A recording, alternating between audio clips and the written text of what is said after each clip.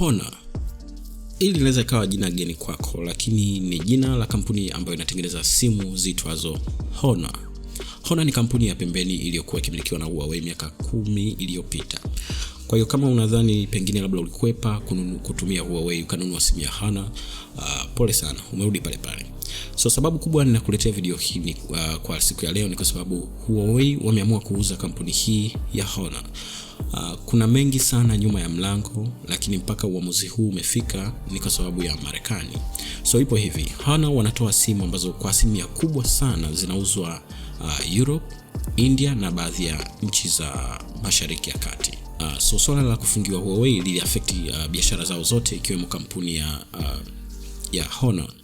Hivyo ili kuepusha hasara, wameamua kuuza kampuni hii kwa miliki mwingine, na wamedai hawatahusika hata kidogo kwenye swala la uamuzi wa maendeleo ya kampuni na hata kuwa na member katika bodi ya wakurugenzi chini ya miliki mpya.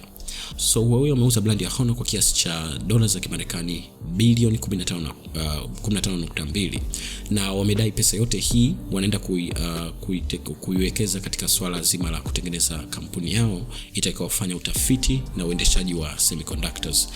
Kama nilivyoelezea kwenye video hapo nyuma, chipset zao zilikuwa zikitengenezwa na kampuni inayotengeneza semiconductors iliyopo Taiwan inayoitwa TSMC, ambayo pia nao wamezuiliwa kufanya biashara na Huawei.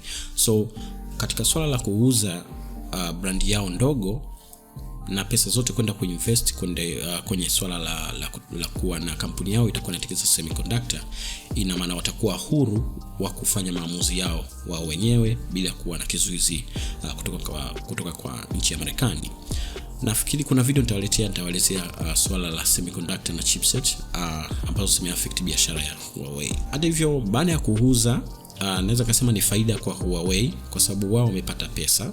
Shida ni kwamba kumekuwa na wasiwasi kwenye swala zima la uamuzi utakaotolewa na Marekani kuhusu Honor, kampuni ya Honor kama itafunguliwa, kwa sababu imenunuliwa na mmiliki mpya, lakini mmiliki huyo ana uhusiano mzuri na serikali ya China. Na kama umekuwa ukifuatilia hivi karibuni, Marekani wamekuwa wakilalamika sana makampuni yenye uhusiano na serikali ya China. Wanadai kwamba wanawauzia information za wateja wao, kwa hiyo huwa swala hilo wanalipinga. Ila kwa sasa tusubiri tuone hali itakuwaje. Kama kutakuwa na update yoyote, nafikiri nitawaelezea hapa. Jina langu naitwa Dahood na hii ni Tintech. Kama unaenjoy na kujifunza mengi kwenye video hizi, basi usisahau kusubscribe na kulike, na mimi nitawaona siku nyingine. Deuces.